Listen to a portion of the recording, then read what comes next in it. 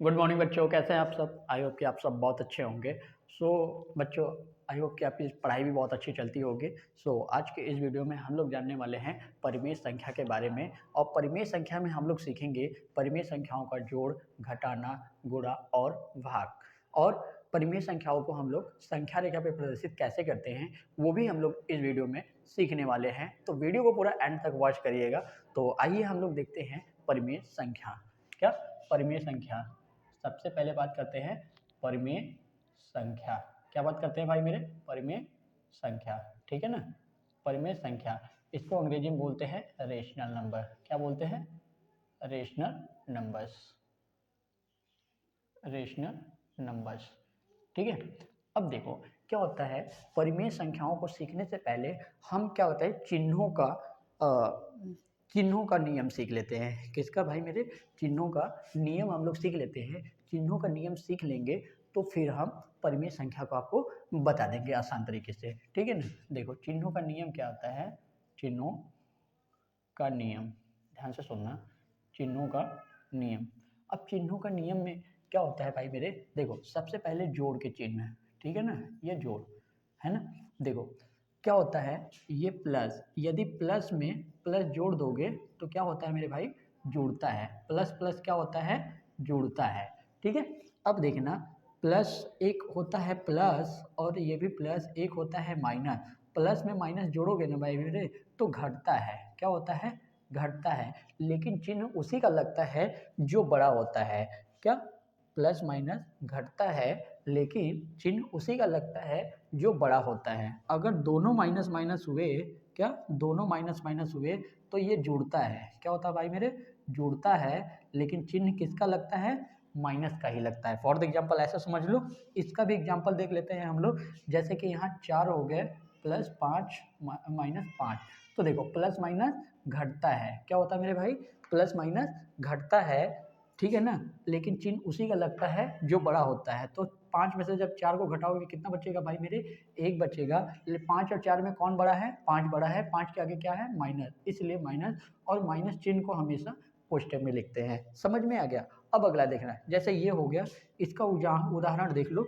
जैसे कि -4 और +-3। तो यहाँ देखो दो ठो माइनस है ना, तो माइनस माइनस अभी हमने क्या बताया था? माइनस माइनस जुड़ता है। तो 4 और 3 कितने हो गए? 7 हो गए। लेकिन चिन्ह किसका लगता है? माइनस का लगता है। एक एग्जाम्पल इसका और देख लो। जैसे कि यहाँ पे +5 तो लिखा नहीं जाता और यहाँ पे लिख दिए -4, ठीक है ना। तो प्लस माइनस घटता है लेकिन चिन्ह किसका लगता है? जो बड़ा होता है। अब एक बात बताओ, ठीक है ना, ध्यान से सुनना।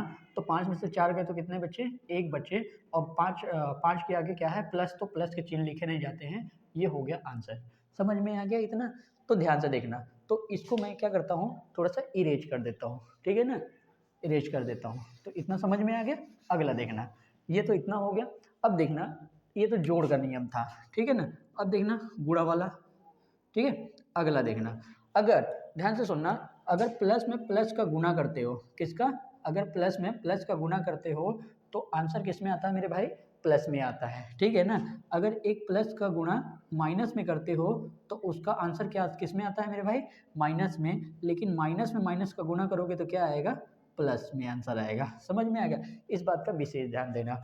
तो इसको नोट डाउन कर लो, ये तुम्हारा चिन्हों का फार्मूला हो गया, ठीक है ना। अब अगला देखते हैं हम लोग परिमेय संख्या। क्या देखते हैं? परिमेय संख्या। जैसा कि हमने कल वाली वीडियो में बताया था कि परिमेय संख्या वे होती हैं जो P/Q के फॉर्म में लिखी होती हैं, उसे हम लोग क्या कहते हैं?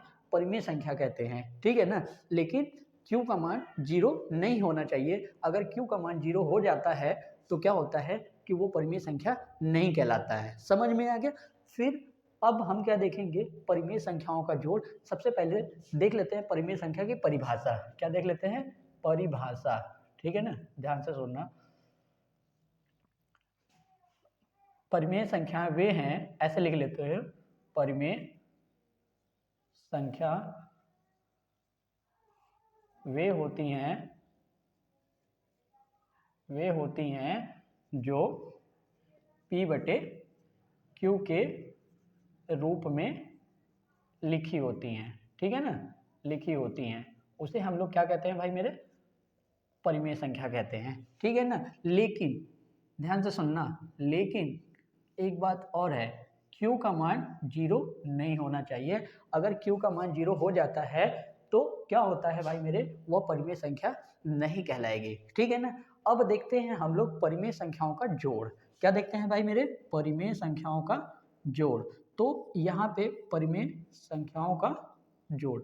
अब ध्यान से सुनना, संख्याओं का जोड़, ठीक है ना, परिमेय संख्याओं का जोड़। अगला देखना, अब क्या होता है, इसमें हम 4 टाइप्स के क्वेश्चन देखेंगे। कितने टाइप के देखेंगे मेरे भाई, 4 टाइप के क्वेश्चन देखेंगे। तो देखो, पहला क्या होता है, जब हमारा हर समान होता है, और दूसरे टाइप में देखेंगे जब हमारा क्या होता है, और हर असमान होता है, और तीसरे टाइप में हम लोग देखेंगे जब हमारा क्या होता है, एक माइनस दिया होता है, और चौथे टाइप में देखेंगे हम लोग जब हमारा दोनों माइनस दिया होता है तो कैसे हैंडल करते हैं, ठीक है। अगला देखना, जैसे कि फर्स्ट टाइप में, जैसे कि 1/2 लिखा है प्लस 1/2 लिखा है, ठीक है ना। अगर इसको हल करना है, ऊपर वाले को अंश बोलते हैं, नीचे वाले को हर बोलते हैं, ठीक है ना। तो सबसे पहले हमारा ध्यान कहाँ पे जाना चाहिए मेरे भाई, नीचे जाना चाहिए, यानी कि हर वाले पे। तो दोनों परिमेय संख्या में देखो हर दोनों को बराबर है ना, तो कुछ नहीं करना भाई मेरे, यहाँ पे हल लिखना है और क्या करना है, 1/2 लिखना है प्लस 1/2। जब दोनों का हर बराबर होता है, क्या होता है, जब हमारा दोनों हर बराबर होता है तो कुछ नहीं करना भाई मेरे, एक लाइनिंग खींचना, उसके नीचे उतना ही संख्या लिख देना है, +1 + 1। तो 1 1 कितना हो गया मेरे भाई, 2 हो गया, 2/2। इसको कैंसिल कर दिए, सरल मतलब कि सरल फॉर्म में लिख दिए तो 1 आ गया, यानी इसका आंसर ये हो गया। समझ में आ गया, ध्यान से सुनना, ये क्या हो गया, इसका एक क्या हो गया, आंसर हो गया। अब दूसरा टाइप का देखो भाई मेरे, क्या दूसरा टाइप का है, अगर जैसे कि 3/2 हो गया प्लस 4/3 हो गया। जब हमारा हर समान नहीं होता है तो इस टाइप के क्वेश्चन को हम हल कैसे करते हैं। देखो मेरे भाई, लस तो तुम्हें आते होंगे, ठीक है ना, लस निकालने तो आते होंगे, ध्यान से सुनना, और नहीं आते हैं तो अभी मैं सिखा दूंगा। समझ में आ गया, देखो, तो सबसे पहले इसे हल करने के लिए हम लोग क्या करते हैं, इसको बराबर करना पड़ता है। क्या करना पड़ता है भाई मेरे, और बराबर कैसे होगा, लसा ले करके होगा। कैसे होगा, लसा ले करके होगा। तो यहाँ पे देखो 3/2 है प्लस 4/3 है, ठीक है ना। अब हम बगल में लसा निकाल के बता देता हूँ, यानी 2 मेथड है लसा निकालने का। कितना मेथड है, 2 तरीका है लसा निकालने का, जो कि दोनों तरीका मैं आप सभी को बता देता हूँ, ठीक है। देखो, पहला तरीका, जैसे कि यहाँ पे लिख लेते हैं 2 और 3, और फिर यहाँ पे क्या कर देते हैं, सबसे छोटी संख्या 2 1 कम 2, 3 नहीं कट रहा है तो 3 को उतार देंगे। अब 3 से काटेंगे 1 1, यानी कि यहाँ पे लिखेंगे लसा, क्या लिखेंगे मेरे भाई, लसा लिखेंगे।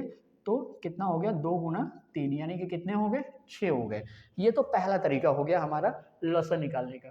दूसरा तरीका हमारा लसा है, क्या है, ध्यान से सुनना, यहाँ पे कितना है, 2 और 3, ठीक है ना। इसमें सबसे बड़ा संख्या कौन है मेरे भाई, 3 है। सबसे बड़ी संख्या कौन है, 3 है। अब देखो, क्या 2 के पहाड़े में 3 आता है, नहीं आता है ना। तो एक काम करो, 3 का डबल कर दो, 3 का डबल कितना हो जाता है, 6 हो जाता है। एक बात बताओ, 2 के पहाड़े में 6 आते हैं कि नहीं, हाँ भाई आते हैं, शेषफल 0 बच गए ना।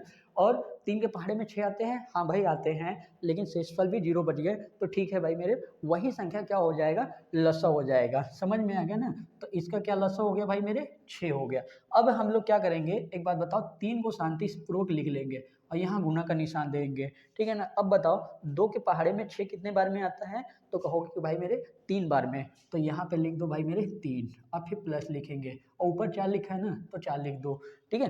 अब अगला देखना, यहाँ फिर गुना का निशान दे दो, ठीक है। अब फिर देखना, अब मैं पूछूंगा कि 3 के पहाड़े में 6 कितने बार में आते हैं, तो तुम बोलोगे सर जी 2 बार में आते हैं, तो यहाँ पे 2 लिख दो मेरे भाई, ठीक है ना। अब यहाँ पे फिर वही प्रोसेस, 3 के पहाड़ा 3 बार पढ़ोगे तो 9 आएगा, प्लस 4 का पहाड़ा 2 बार पढ़ोगे तो 8 आएगा, बटे 6 आएगा। जब इसको पूरा कैलकुलेशन करोगे तो 17/6 आएगा। यही तुम्हारे आंसर हो गए, ठीक है ना। यानी कि 2 टाइप्स के हो गए। अभी तुम्हारे 2 टाइप के क्वेश्चन लग गए, ठीक है ना, लसा भी सीख लिया। अब तीसरे टाइप का देखो क्वेश्चन कैसे लगता है, ध्यान से सुनना, तीसरे टाइप का क्वेश्चन, ठीक है, यहाँ पे सीख लिया। अब देखो तीसरा टाइप का क्वेश्चन कैसे लगता है, ध्यान से सुनना। तीसरा टाइप का, जैसे 1/5 है प्लस यहाँ पे लिख दिया -1/10 लिख दिया, 1/10 लिख दिया। अब देखो यहाँ पे एक माइनस आ गया, क्या आ गया भाई मेरे, एक माइनस आ गया, ठीक है ना। क्या आ गया, एक माइनस आ गया, समझ में आ गया। तो देखो अब यहाँ पे सबसे पहले हम क्या करेंगे, इस कोष्टक को हटाते हैं, ठीक है ना। इसको हल करने के लिए हम लोग क्या करते हैं, 1/5 यहाँ पे प्लस में माइनस का गुना करोगे तो क्या हो जाएगा, प्लस माइनस माइनस हो जाता है मेरे भाई। तो 1 क्या हो गया, 10 हो गया, ठीक है ना। अब देखो 1/10 हो गया, समझ में आ गया कि नहीं। सबसे पहले इसको ऐसे लिख लो, 1/5 प्लस माइनस 1/10, ठीक है। अब देखना 1/5 प्लस में माइनस का गुना कर दोगे तो माइनस 1/10। अब देखो यहाँ पे क्या होता है कि ध्यान से सुनना, जब 5 और 10 का लसा लोगे तो सबसे बड़ी संख्या कौन है मेरे भाई, 10 है। सबसे बड़ी संख्या कौन है, 10। अब देखो क्या 5 के पहाड़े में 10 आता है, हाँ भाई 10 आता है। 10 के पहाड़े में 10 आता है, हाँ भाई आता है। इसका मतलब शेषफल 0 बच रहे हैं ना, तो इसका मतलब सबसे बड़ी संख्या जो होगी वही उसका लसा हो जाएगा। तो बताओ यहाँ पे शांति से 1 लिखेंगे, 5 के पहाड़े में 10 कितने बार में आता है, 2 बार में। तो यहाँ पे लिखेंगे 2 माइनस, अब यहाँ पे 1, और 10 के पहाड़े में 10 कितने बार में आता है भाई मेरे, 1 बार में। तो यहाँ पे इसलिए हम कितना लिखेंगे, 1 लिखेंगे। तो यहाँ पे 2 माइनस 1/10। तो यहाँ पे देखो, तो 2 में से 1 को घटाओगे तो कितना हो जाएगा, 1/10। ये हो गए तुम्हारे आंसर। तो दोनों तो एक पे हो गए, ठीक है ना भाई। तो ध्यान से सुनना क्या हो गया, ये देखना, समझ में आ गया, ध्यान से सुनो। अब ये हमारे आंसर हो गए। अब चौथा टाइप का क्वेश्चन कैसे बनेगा, तो सबसे पहले इसको इरेज कर देते हैं। सबसे पहले जल्दी से नोट डाउन कर लो, ये चीज सारे समझ में आ गया ना, ठीक है। तो ये जल्दी से नोट डाउन कर लो।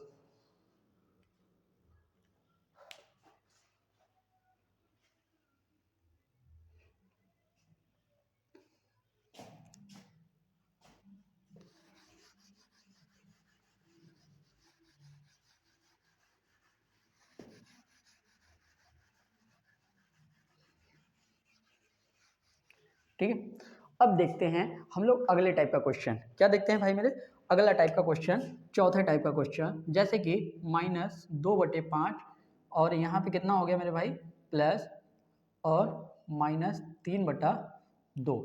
तो इसको कैसे हम लोग हैंडल करते हैं, तो सबसे पहले हम लोग क्या करते हैं, इस सवाल को उतार लेते हैं, ठीक है।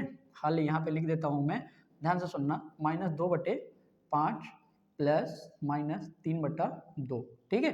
तो यहाँ पे क्या करते हैं, -2/5 और प्लस में माइनस का गुना करोगे तो -3/2। अब देखो यहाँ पे हर हमारा बराबर नहीं है ना, क्या है, हर हमारा बराबर नहीं है, तो लसा लेंगे। तो बताओ सबसे बड़ी संख्या कौन है, 5 है। तो 2 के पहाड़े में तो 5 आते नहीं है भाई मेरे, तो 5 का डबल कर दो, क्या कर दो, 5 का डबल। 5 का डबल कितना होता है, 10 होता है, ठीक है ना। अब 2 के पहाड़े में भी 10 आ गया, 5 के पहाड़े में भी 10, इसका मतलब लसा कितना हो गया, 10 हो गया, ठीक है ना। लसा कितना हो गया, 10 हो गया, ठीक है ना। अब एक बात बताओ, शांति से -2 लिख दो। अब बताओ 5 के पहाड़े में 10 कितने बार में आता है, 2 बार में आता है। तो यहाँ पे 2 लिख देंगे माइनस। अब बताओ यहाँ पे 3 लिखा है। अब बताओ 2 के पहाड़े में 10 कितने बार में आता है, 5 बार में आता है। तो यहाँ पे 5 से हम गुणा कर देंगे, ठीक है। अब बताओ -2 दूना 4, -5 15, और ये हो गए 10। अब एक बात बताओ, दोनों माइनस माइनस है ना, तो माइनस माइनस क्या होते हैं, जोड़ते हैं, लेकिन चिन्ह किस चीज का लगता है भाई मेरे, माइनस का लगता है, ठीक है ना। तो यहाँ पे क्या है, 15 4 कितने हो गए, 19। तो 19 -19/10, ये हो गया इसका करेक्ट आंसर। समझ में आ गया। तो ये चारों टाइप का क्वेश्चन समझ में आ गया। अब मैं इसको संख्या रेखा पे प्रदर्शित कैसे करते हैं एक बार बता दूंगा। तो सारे के सारे तुम लोग जितना मैंने अभी बताया है उन सभी का तुम लोग डायग्राम बना के मेरे को बता देना, ठीक है ना। ध्यान से सुनना, देखो इसको मतलब जितनी बार प्रैक्टिस करोगे डायग्राम बनाने के लिए, ठीक है, वो उतना बेहतरीन तरीके से बनेगा। तो सबसे पहले मैं समझा देता हूँ, ध्यान से सुनना। जैसे कि एक एक मैं और ले लेता हूँ, एक क्वेश्चन और ले लेता हूँ। जैसे कि 3/2 प्लस 4/2, इसका देखो कैसे बनता है डायग्राम पे, मतलब संख्या रेखा पे प्रदर्शित हम लोग कैसे करते हैं। तो इसका हल करेंगे हम लोग, ये तो आसान है। तो 3/2 हो गया प्लस 4/2 हो गया, ठीक है। तो इसका लसा कितना हो गया भाई मेरे, 2 हो गया, ठीक है। तो ये देखो 3 + 4 यानी कि टोटल कितना हो गया, 7/2 हो गया।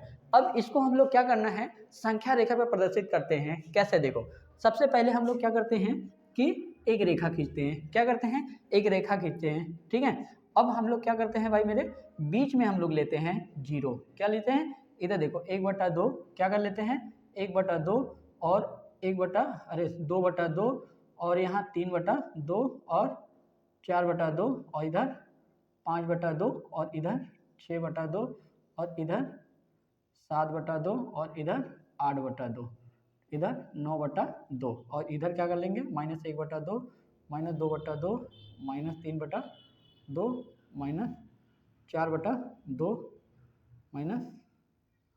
-5/2। अब देखो सबसे पहला इधर से कितना गया है भाई मेरे, बोलो इधर से कितना गया है, तो 3/2 कितना गया भाई मेरे, तो यहाँ से 3/2 ले जाओ, ठीक है, यहाँ से 3/2।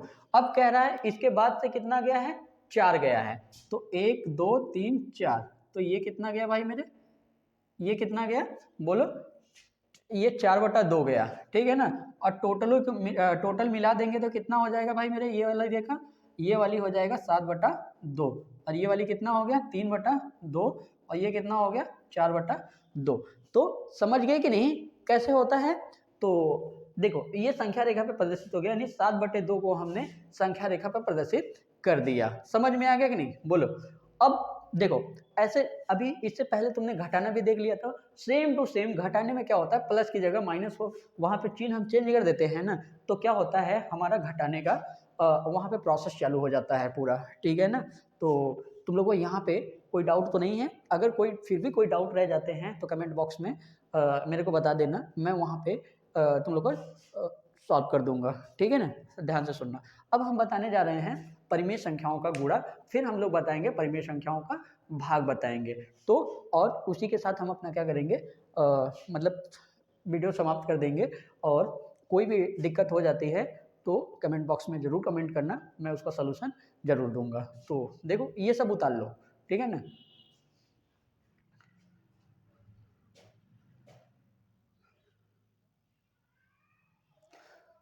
देखो अब मैं मिटा देता हूँ, ठीक है, देखो अब मैं मिटा देता हूँ।